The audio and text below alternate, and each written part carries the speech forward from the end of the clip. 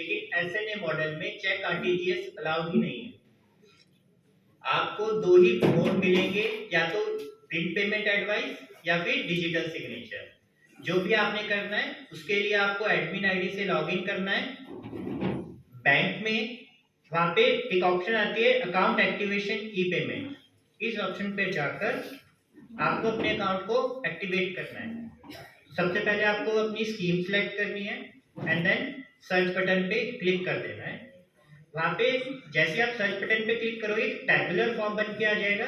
उस tabular form में left में आपको एक सिलेक्ट बटन आ जाता है, उस पर आपने क्लिक करना है and at the last account activation type, इसमें आपको जो भी आपने एक्टिवेशन टाइप लेना है, ई पेमेंट यूजिंग प्रिंट एडवाइस या डिजिटल सिग्नेचर, वो आपको सिलेक्ट करके से सबमिट करना है। सबमिट करने के विद इन 2 मिनट के अंदर ये आपका अकाउंट एक्टिवेट हो जाता है किसी भी पेमेंट चैनलाइज करने के।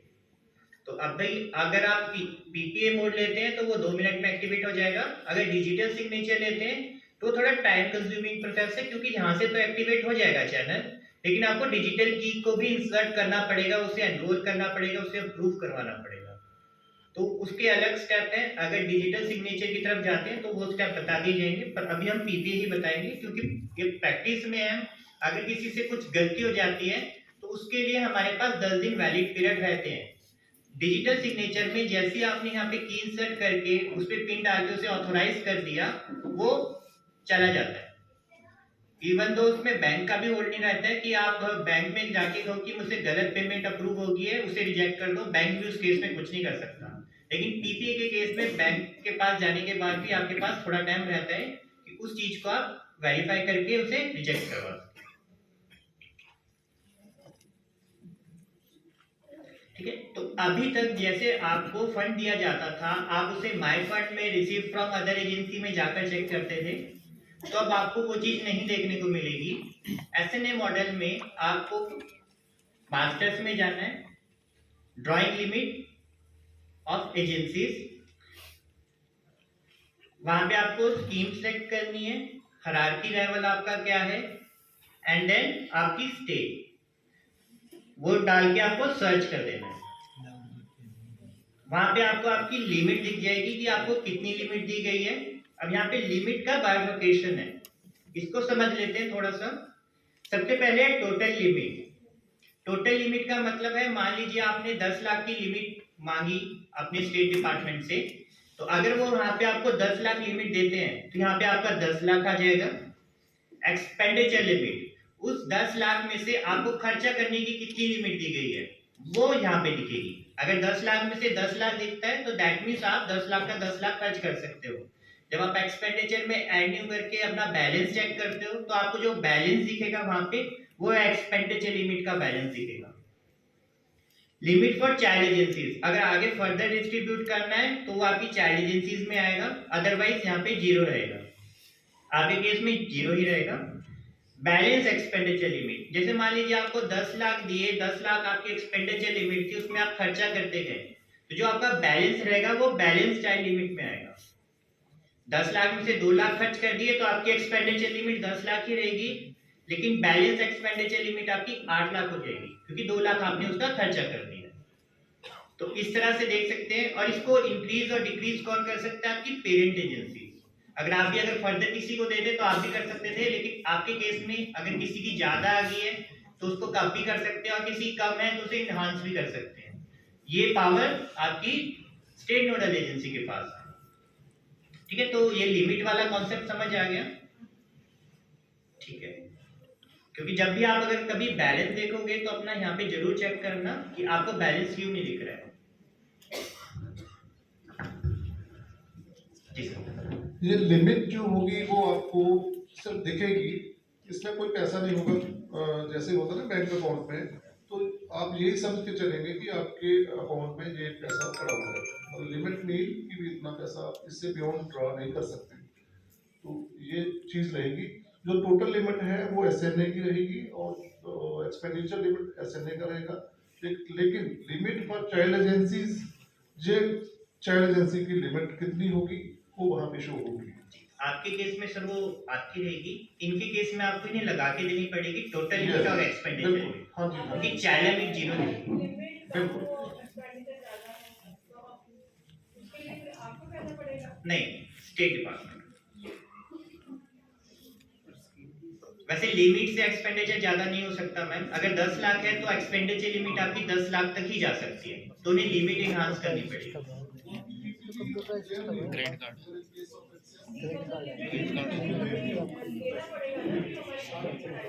बिल्कुल मैम, आप स्टेट डिपार्टमेंट को सबमिट करें।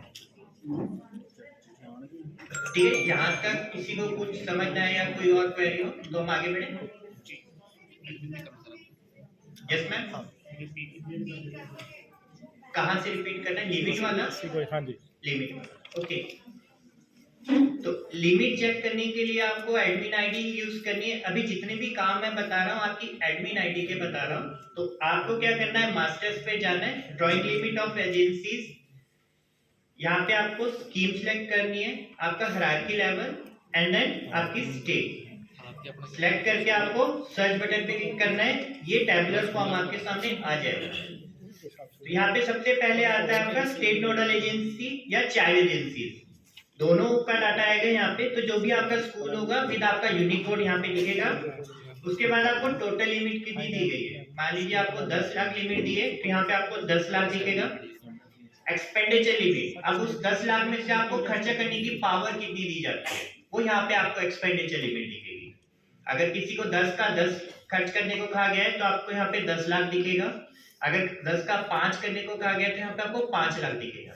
और जो यहाँ पे आपकी एक्सपेंडिचर लिमिट दिखेगी, आप जब ऑपरेटर की आईडी से लॉगिन करेंगे तो आपको वहाँ पे बैलेंस भी 5 लाख ही दिखेगा, 10 लाख नहीं दिखेगा, क्योंकि एक्सपेंडिचर लिमिट आपको लिमिट कर दिया, मतलब आपकी एक बंदिश कर दिया, 5 लाख तक ही कर सकते हो, उससे ज्यादा नहीं कर पाओगे। अगर 5 लाख का 5 लाख 1 रुपए भी आप अगर बिल बनाने जाओगे तो बनाने नहीं देगा सिस्टम, वो आपको वहीं पे कह देगा कि आपका टोटल लिमिट एक्सीड कर रही है आपकी एक्सपेंडिचर लिमिट से, तो आप उतना ही खर्च कर पाओगे जितनी आपकी एक्सपेंडिचर लिमिट होगी। अब चाइल्ड लिमिट एजेंसीज आपके केस में जीरो रहेगी, क्योंकि आपने आगे फर्दर किसी को पैसा डिस्ट्रीब्यूट नहीं करना है, आपने लिमिट एलोकेशन नहीं करनी है, आपको डायरेक्ट स्टेट से ही स्कूल्स में एंड क्लस्टर्स में पैसा दिया जाएगा। जी सर। अगर आपकी लिमिट आपको लगता है कि ये एक्सीड कर रही है पीपीए जनरेट करते वक्त, तो you can demand, you can write अस कि भी हमें इतना पैसा और चाहिए, हम आपकी लिमिट प्लस कर देंगे, उसको बढ़ा देंगे, ठीक है, ओके। उसके बाद नेक्स्ट कॉलम आता है आपका बैलेंस एक्सपेंडिचर लिमिट। अब अगर आपकी 10 लाख लगाई थी, आपने 2 लाख का पहले एक एक्सपेंडिचर कर दिया है, तो आपकी जो बैलेंस लिमिट दिखेगी वो अब लिखेगी 8 लाख रुपए। तो जो आपको जब एक्सपेंडिचर करोगे तो आपको वो लिमिट यहाँ से नहीं देखनी है, एक्सपेंडिचर लिमिट से। अगर यहाँ पे 10 लाख दिख रहा है तो आपको बैलेंस आपके एक्सपेंडिचर लिमिट जरूर चेक करनी है, आपका बैलेंस कितना बचा है, तो आपका वो घटता जाएगा जिस हिसाब से आप पेमेंट को प्रोसीड करते जाएंगे। और अगर आपकी बैलेंस एक्सपेंडिचर लिमिट जीरो हो गई, दैट मींस आपके पास जो आपकी लिमिट दी गई थी वो आपका खर्च हो गया सारा पैसा, अब आपको लिमिट को दोबारा बढ़ाने के लिए बोलना पड़ेगा। इसमें थोड़ी सी कंफ्यूजन है, टोटल लिमिट अगर 10 लाख है, खर्च हम 5 लाख करते हैं, तो बैलेंस एक्सपेंडिचर लिमिट 3 लाख होगी ना? यस मैम, अगर 5 लाख 8 लाख नहीं, अगर 10 का 10 लाख दे देते हैं मैम, हां तब केस में 8 लाख होगी। जितना आपका एक्सपेंडिचर लिमिट देंगे उससे माइनस होता जाएगा। सर टोटल लिमिट देंगे क्यों? मैम मान लीजिए अगर आपका बुक कर देते हैं मैम कि 10 लाख आपको देना है, लेकिन वो कंडीशन रखते हैं, जैसे मिनिस्ट्री की कंडीशन है कि 25% आपको खर्च करना, 75% खर्च करना होता है, तब आपको नेक्स्ट ग्रांट मिलती है। अगर स्टेट ये रखता है कि 50% खर्च कर देंगे तब हम आपकी लिमिट इनहांस करेंगे एक्सपेंड, तो उस केस में आपको 5 लाख दिया जा सकता है। ये सारा स्टेट का मैटर है, वो चाहे 100% भी दे सकते हैं आपको।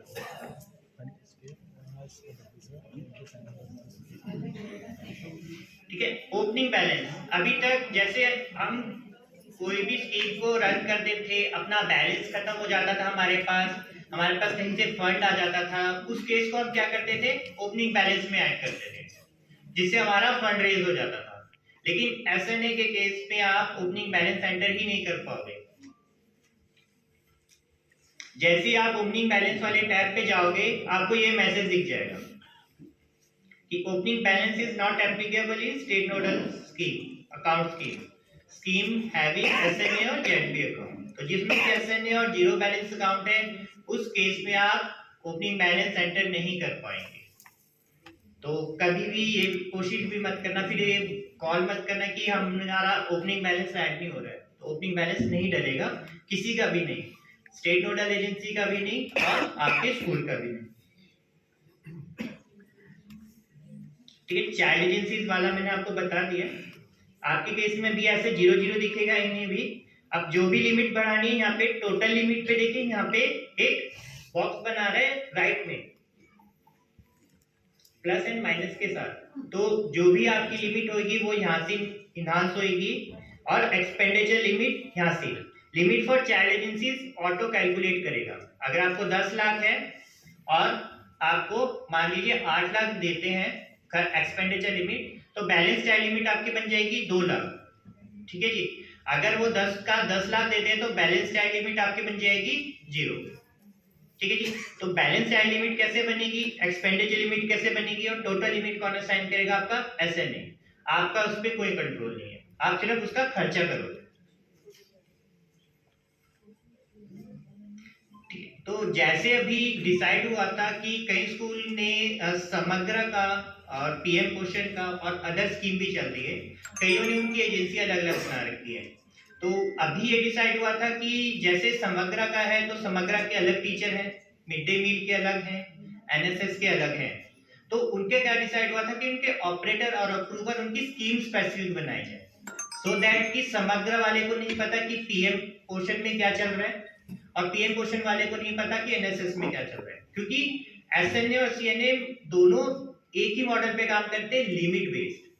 तो ऐसा ना हो कि समग्र वाले एसएनए पीएम पोषण का यूज कर ले और पीएम पोषण वाले एनएसएस का करें, तो ये मिस कंफ्यूजन ना हो, उसके लिए हमने ये सजेस्ट किया था कि आप स्कीम स्पेसिफिक ऑपरेटर और अप्रूवर बना लीजिए। तो उससे बनाना कैसे है, आपको एडमिन आईडी से लॉगिन करना है, मास्टर्स पे जाना है, यूजर्स एंड ऐड न्यू। ठीक है जी, वहां पर आपको सबसे पहले टाइप ऑफ यूजर सिलेक्ट करना होता है। वहां पे आपको अगर ऑपरेटर बनाना है तो ऑपरेटर एंड अप्रूवर बनाना है तो अप्रूवर। ये वाले स्टेप आई थिंक सबको पता है, यहाँ तक स्टेप सेम है। देखिए, अगर ऑलरेडी आपके ऑपरेटर अप्रूवर बने हैं तो वो भी चलेंगे। अगर आपका स्कूल की आईडी एक ही है, उसमें अलग अलग स्कीम ऐड हुई है, उस केस में कैसे करना है मैं बता देता हूँ। अगर नहीं बने हैं, अगर पहले एक ही यूज करते थे, पीएम पोषण के लिए, समग्र के लिए, एनएसएस के लिए एक ही ऑपरेटर काम करता था, और आप चाहते हो कि उसको अलग अलग बनाया जाए। अगर पीएम पोषण अलग टीचर देख रहे हैं, समग्र अलग देख रहे हैं, एनएसएस अलग देख रहे हैं, उस केस में आपको अलग अलग बनाने हैं। अगर ऑलरेडी अलग अलग बने हैं तो उसको कैसे चेंज करना है वो मैं आगे बताता हूँ। हाँ मैम, चेंज कर दीजिए, ज्यादा बेटर है, क्योंकि ऐसा ना हो कि लिमिट वाला इसमें पूरा पोर्शन है, तो अगर आपकी लिमिट कहीं पे स्टक हो गई तो डिपार्टमेंट ने तो आपको मान लीजिए 10 लाख दिए थे, लेकिन आपने स्टक कर दिए, उसको फिर ठीक करना बड़ा मुश्किल हो जाता है। तो बेटर है आप अपने scheme specific operator and approver बनाएं। ठीक है, तो ऑपरेटर कैसे बनाना है आपको पता है, अप्रूवर कैसे बनाना है पता है। यहाँ पे डिटेल डालनी होती है, ईमेल आईडी बेटर है उनका पर्सनल डालिए, क्योंकि कोई भी उसका आईडी पासवर्ड रिट्रीव ना कर पाए, क्योंकि एक नई रिपोर्ट अभी बन रही है जिसे ऑडिट रिपोर्ट माना जाएगा। उसमें आप जितनी बार लॉगिन करोगे, जितनी बार लॉग आउट करोगे, जितने बिल बनाओगे, जितने वेंडर बनाओगे, वो सारी डिटेल आएगी। तो बेटर है अपनी ईमेल आईडी पर्सनल रखिए, जो ऑपरेटर बना है, अप्रूवर बना है, सो दैट उसको कोई रिट्रीव ना कर पाए। मोबाइल नंबर अपना रखिए जिसपे ओटीपी आ सके, और लॉगिन आईडी आपको पता है कि जैसे आपने समग्र की बनानी है तो ये 4 कैरेक्टर डालने होते हैं, तो उसके बाद आपकी लॉगिन आईडी क्रिएट होती है। जिस भी मेल आईडी को आप यहाँ पे रजिस्टर करोगे, आपका लॉगिन आईडी विद पासवर्ड, जो सिस्टम जनरेटेड पासवर्ड होता है, आपकी उस ईमेल पे जाएगा। उस पासवर्ड से जब आप फर्स्ट टाइम लॉगिन करते हो तो आपको पासवर्ड चेंज के लिए कंपलसरी होता है, आपको चेंज करना होता है। ठीक है जी, यहाँ तक के स्टेप सेम है।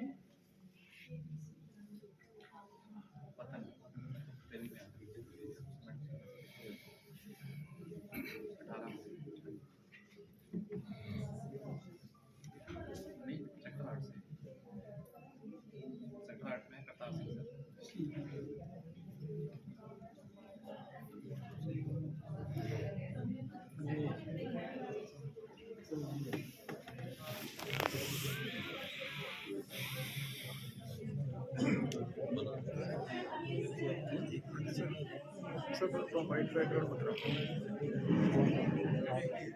वाइट बैकग्राउंड मत रखो। ऑपरेटर एंड अप्रूवर बनाने में किसी को कोई कंफ्यूजन तो नहीं है?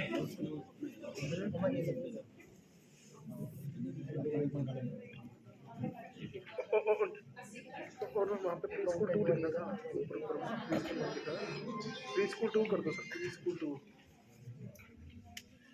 जहाँ पे मन किया ना, दूसरे पेज पे फर्स्ट सबसे टॉप लाइन पे। तो ये डमी साइट है जिसको हम ट्रेनिंग पर्पस के लिए यूज करते हैं। तो ये मैंने एडमिन आईडी ओपन की है।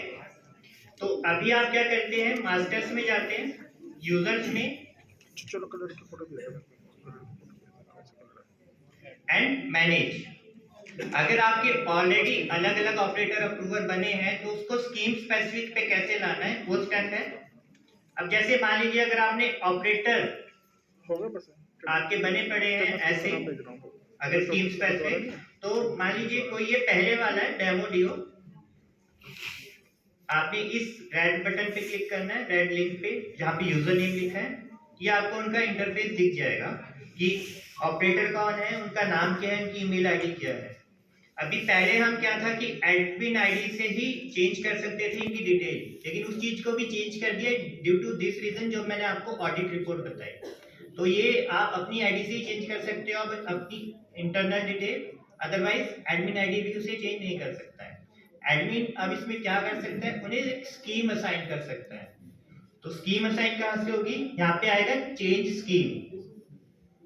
चेंज स्कीम के यहाँ पे देखिए ऑल लिखा है एंड स्पेसिफिक स्कीम्स। तो यहाँ पे स्पेसिफिक स्कीम लेनी है, सिलेक्ट करना है, और जो भी आपका स्कीम कोड है, आपने जो भी उन्हें स्कीम देनी है, आप वहां पे उस स्कीम का कोड डाल दीजिए एंड देन सर्च कर दीजिए। सर्च करने के बाद आपके पास वो स्कीम आ जाएगी, आपने स्कीम सिलेक्ट करनी है एंड ऐड करते हुए ये जरूर ध्यान रखना है कि आपके पास वो बैंक अकाउंट सिलेक्ट हो जो बैंक अकाउंट उस स्कीम के साथ आप उन्हें देना चाहते हो। अगर आपने यहाँ पे ये बैंक अकाउंट हटा दिए और यहाँ पे सिर्फ कैश ही रखा, तो जब वो अपना एक्सपेंडिचर बुक करने जाएंगे उन्हें वो अकाउंट ही नहीं दिखेगा। तो ये ध्यान रखना कि आप उन्हें सारे एक्सेस दीजिए उस स्कीम के, सो दैट वो उस पर वर्किंग कर पाए।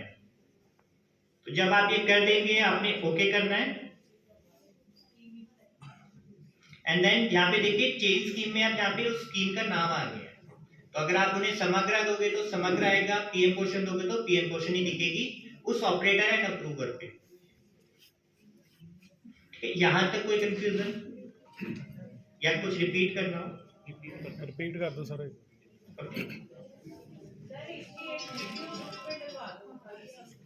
कोई नहीं, मैं स्टेप दे देंगे आपको।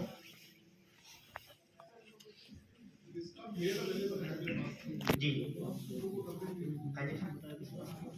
तो अगर इसको आप अगर गलती से हो गया है तो आप इसको रिमूव भी कर सकते हो। पहले आपको ऑल पे करना है एंड देन ओके कर देना है।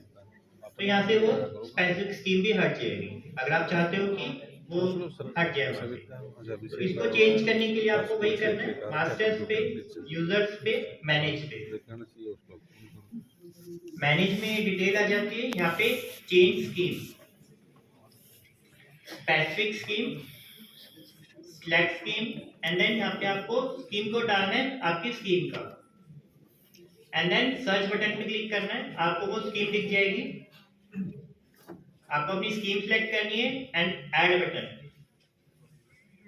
यहाँ पे आपको सारे सिलेक्ट करने हैं अकाउंट जो भी स्कीम के रिलेटेड आ रहे हैं एंड देन ओके कर देना है। ओके करते यहाँ पे आपको स्कीम स्पेसिफिक वो ऑपरेटर या अप्रूवर क्रिएट हो जाएगा जो ऑलरेडी है, या आप उसको मैनेज कर सकते हो। ये कंपल्सरी है। सेकंड इसके नीचे आता है चेंज लोकेशन। इसको कभी मत छेड़ना। अगर आपने कोई स्पेसिफिक लोकेशन उसको दे दी तो वो उस लोकेशन के अलावा कहीं और पे लॉगिन नहीं कर पाएंगे, तो इस चीज को मत छेड़ना। बस स्कीम में करना अगर आप चाहते हो कि ऑपरेटर अप्रूवर उनके स्कीम स्पेसिफिक बन जाए, अगर एक ही स्कूल में मल्टीपल अकाउंट है।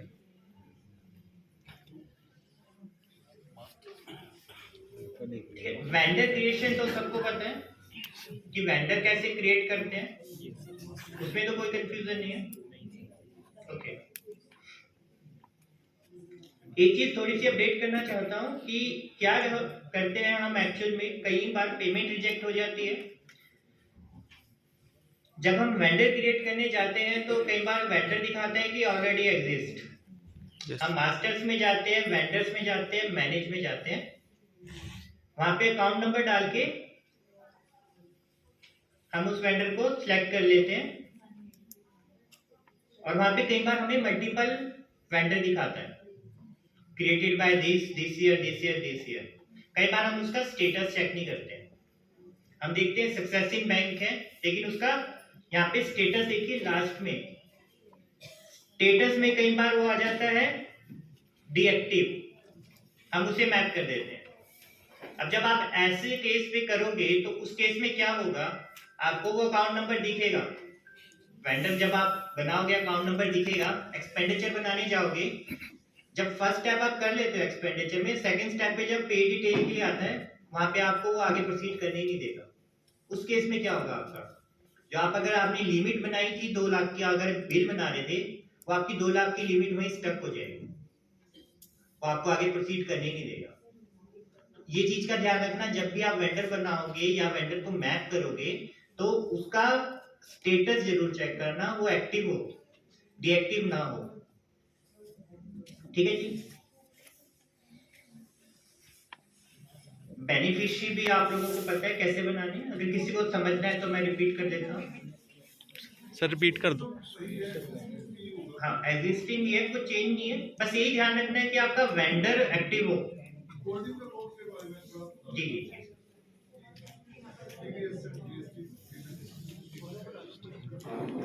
ठीक है, तो अब आते हैं कि वेंडर हमारे बन गए हैं, तो अब हमने खर्चा कैसे करना है। तो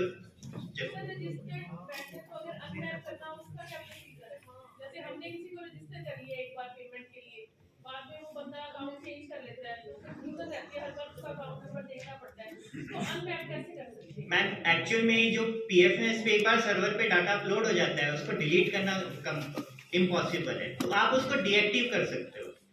वो कैसे कर सकते हैं? अनमैप कैसे? अनमैप नहीं होगा मैम, डीएक्टिव होगा।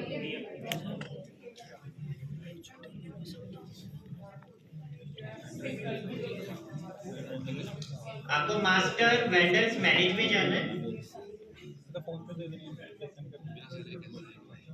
अब देखिए यहाँ पे ये वेंडर है,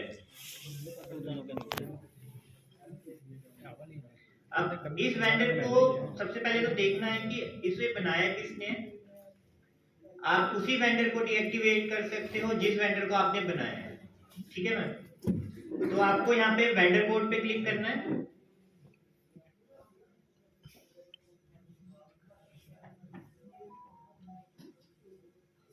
हाँ, वो ऑपरेटर से होगा, यहाँ पे एडिट बटन आता है, एडिट के बाद यहाँ डीएक्टिवेट का बटन आता है, उसे आपको डीएक्टिवेट करना है, ऑपरेटर के आईडी से होगा।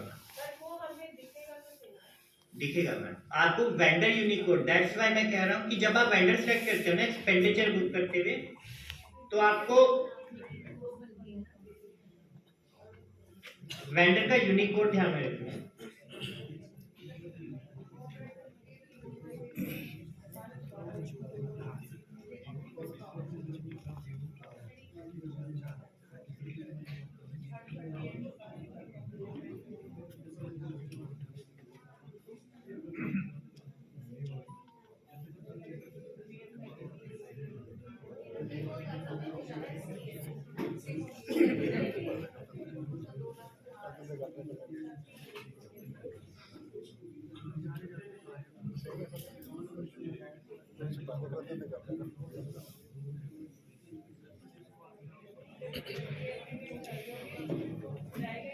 अब देखिए जब मैं एक्सपेंडिचर बुक करने जा रहा हूँ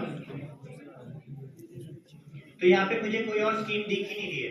अभी हमने इस ऑपरेटर को एक स्कीम दी थी, इस स्कीम के अंडर ही ये वर्क कर पाएंगे, उसके अलावा इन्हें आगे कोई स्कीम दिखेगी नहीं।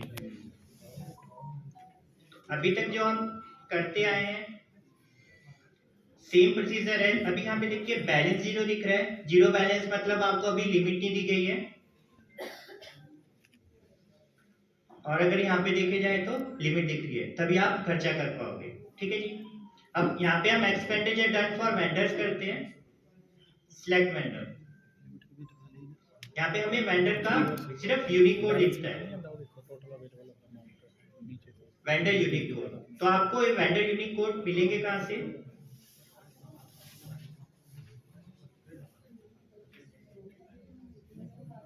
मास्टर्स वेंडर्स मैनेज, यहाँ पे देखिए उनका यूनिकोड है। आप इस वेंडर लिस्ट को एक्सपोर्ट करके एक्सेल फाइल बना सकते हो, उसका प्रिंट आउट लेके आप उसमें काम कर सकते हो। ये थोड़ा ध्यान रखना कि आप अपने सही वेंडर को ही पेमेंट करें। अगर उसमें गलत हो गया या आपकी पेमेंट स्टक होगी तो दैट मीन्स आपकी लिमिट स्टक होगी।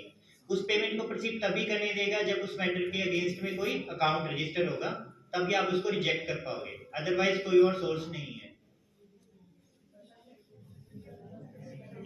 ठीक है, अब ये बताइए डिडक्शन किस किस की होती है बिल्स में? सारे स्कूल्स की होती है?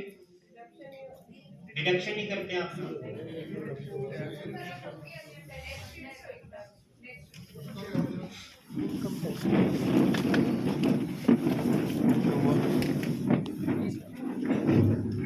Madam Ravinder Kaur deputy SPD हमारे बीच में पहुंच चुके हैं। Welcome madam.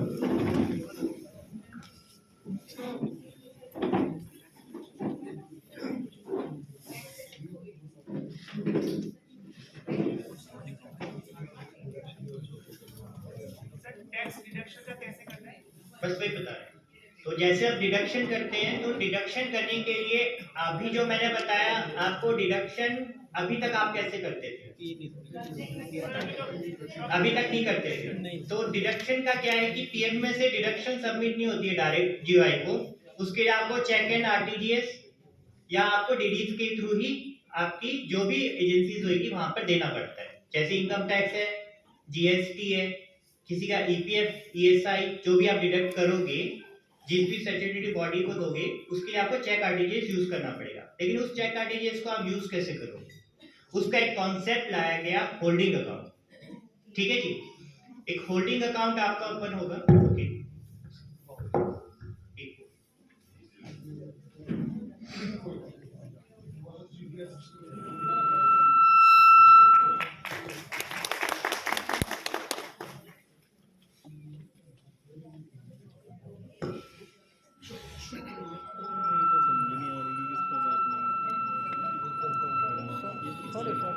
बिल का काटना, इनकम टैक्स बिल बिल।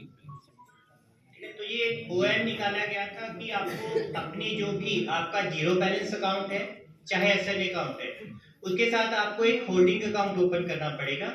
लेकिन आपका होल्डिंग अकाउंट की कंडीशन दी गई थी, वो नॉट इंटरेस्ट बेयरिंग अकाउंट होना चाहिए। दैट मीन्स आपका करंट अकाउंट होना चाहिए, सो दैट उसमें इंटरेस्ट अर्न ना हो। और उस होल्डिंग अकाउंट में जो आपका पैसा होल्ड रहेगा वो 14 डेज के लिए रहेगा। यानी अगर मान लीजिए आपने आज 30 तारीख को अपने होल्डिंग अकाउंट में पैसा डलवाया जीरो बैलेंस से, तो वो आपके 40 डेज तक ही रहेगा। उसके बाद वो वापस एसएन अकाउंट में चला जाएगा। तो आपके पास 14 दिनों का टाइम पीरियड है, जिस टाइम पीरियड में आपको वो होल्डिंग अकाउंट से पैसा निकाल के आपने जिस भी गवर्नमेंट बॉडी को देना है आप दे दीजिए, cheque RTGS, net banking, whatever जो भी आप यूज करना चाहें। सर हमारे पास फिजिकल मोड में तो होगा ही नहीं पैसा। मैम वही बताएंगे अभी आपको कि कैसे आपने होल्डिंग अकाउंट से देना है पैसा। तो मैम वैसे भी आपके पास नहीं है, आप पीपीए तो बना ही रहे हो। आप बिल बनाओगे जीरो बैलेंस अकाउंट से, जहां पे आपको लिमिट दी गई है, पैसा आपके पास है नहीं, डिडक्ट होगा वो एसएन अकाउंट से। तो होल्डिंग अकाउंट में भी पैसा एसएन अकाउंट से होल्डिंग अकाउंट में आएगा, लेकिन रूट होगा आपके जीरो बैलेंस से।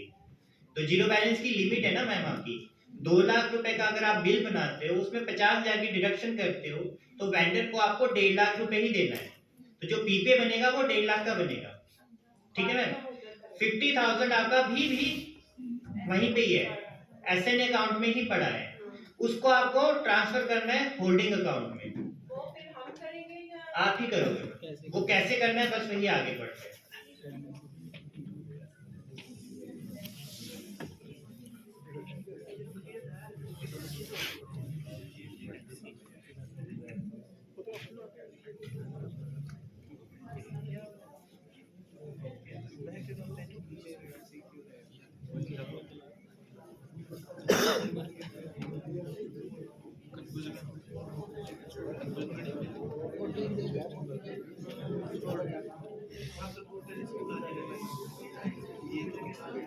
चेक करके देंगे, एक्सपेंडिचर करके देंगे। एक्सपेंडिचर में डिडक्शन करनी तो आती है आप लोगों को? अभी नहीं आती है करनी।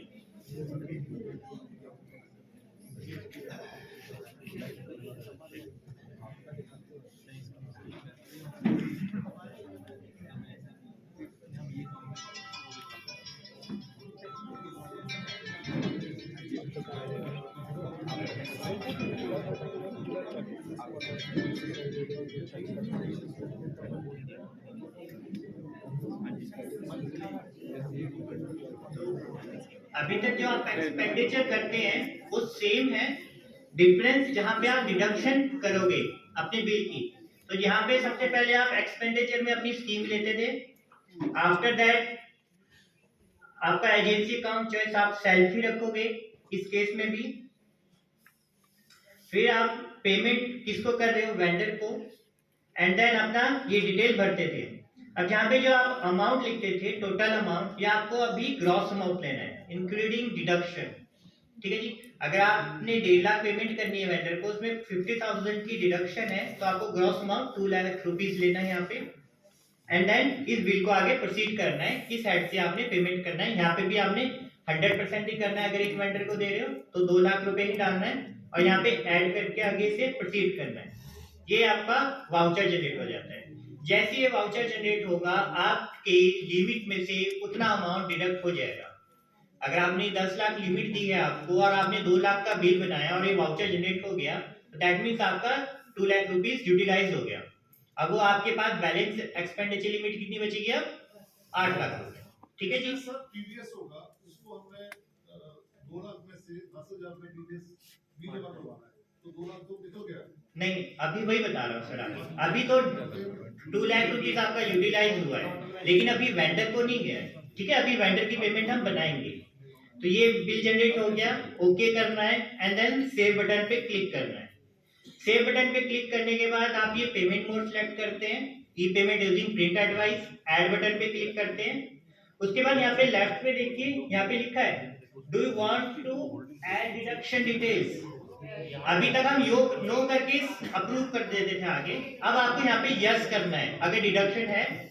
जैसे यस करेंगे, ये वाला आपका टेबुलर फॉर्म ओपन हो जाएगा, तो जो भी आपने डिडक्शन करनी है, जितनी भी करनी है, वो यहाँ से आप सिलेक्ट कर सकते हैं।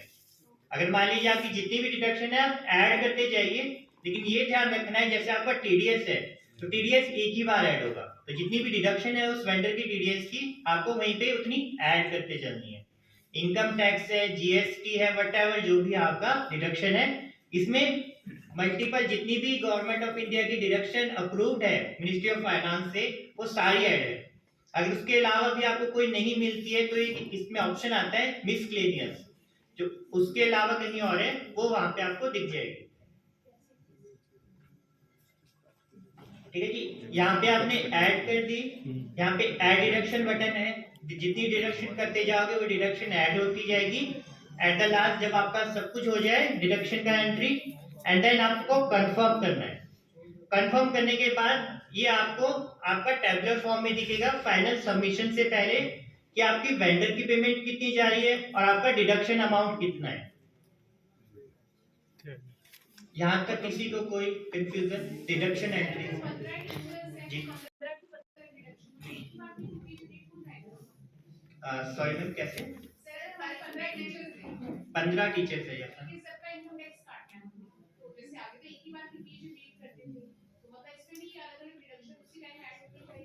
यस मैम, साथ ही साथ इंडिविजुअल की आगे दिखेगी उनकी डिडक्शन कितनी है मैम, वो बल्क कस्टमाइजेशन के थ्रू बनेगा, ये सिंगल एंट्री है। वहां पे जैसे आपको वेंडर में कंपोनेंट दिखते थे ना मैम, उसके आगे डिडक्शन वाला हो जाता है, इस डिडक्शन, उसी डिडक्शन पे क्लिक करोगे वहां पे डिडक्शन वाला फॉर्म खुल जाता है। सर जो हमारा एक्सपेंडिचर हो रहा है जीरो अकाउंट बैलेंस से, ठीक है, तो इस अकाउंट से फिर हम कैसे डिडक्ट करेंगे पैसा? बस आपने होल्डिंग अकाउंट ऐड करना है सिर्फ वैसे ही जैसे अभी तक किया था। ठीक है, होल्डिंग अकाउंट आपने एसपीडी से अप्रूव करवाना है, उतना काम कर दिया। अगर उतना काम हो गया है, उसके बाद आपने ये बिल बनाया, बिल बनाने के बाद आपने डिडक्शन ऐड की, सबमिट किया, पीपी जनरेट कर लिया, ठीक है सर। यहाँ तक काम हो गया। अब आपने बिल अगर 2 लाख का बनाया था, उसमें से 1.5 लाख वेंडर की पेमेंट थी, तो अब उस वेंडर की पेमेंट को आप पहले बैंक पे दोगे, बैंक उस पेमेंट को सक्सेसफुल कर देगा, वेंडर के अकाउंट में पेमेंट चली जाएगी, फिर आपने बिल को प्रोसेस करना है उस डिडक्शन अमाउंट को। रीजन बिहाइंड कि अगर आपने पहले ही डिडक्शन अमाउंट को ट्रांसफर कर दिया और वो वेंडर की पेमेंट नहीं गई, वो वापस आ गई, देन फिर वो दिक्कत हो जाएगी। तो इसका अंदर दो पीपीए जनरेट दो नहीं मैम, मल्टीपल पीपी जनरेट होंगे। इसमें तो फिर जब इसमें अभी कोई पीपी जनरेट, अभी सिर्फ एक पीपी जनरेट होगा आपकी 1.5 लाख का, जो आप बैंक में दोगे, बैंक से वो पेमेंट होगी। उसके बाद दोबारा से जनरेट करेंगे।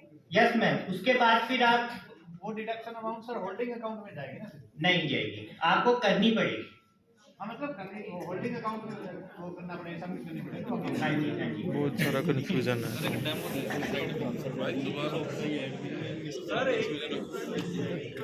जी सर जैसे हमने पेमेंट कर दी एक को पहले, जैसे आप कह रहे हो 1.5 लाख की पेमेंट होगी, तो वो पहले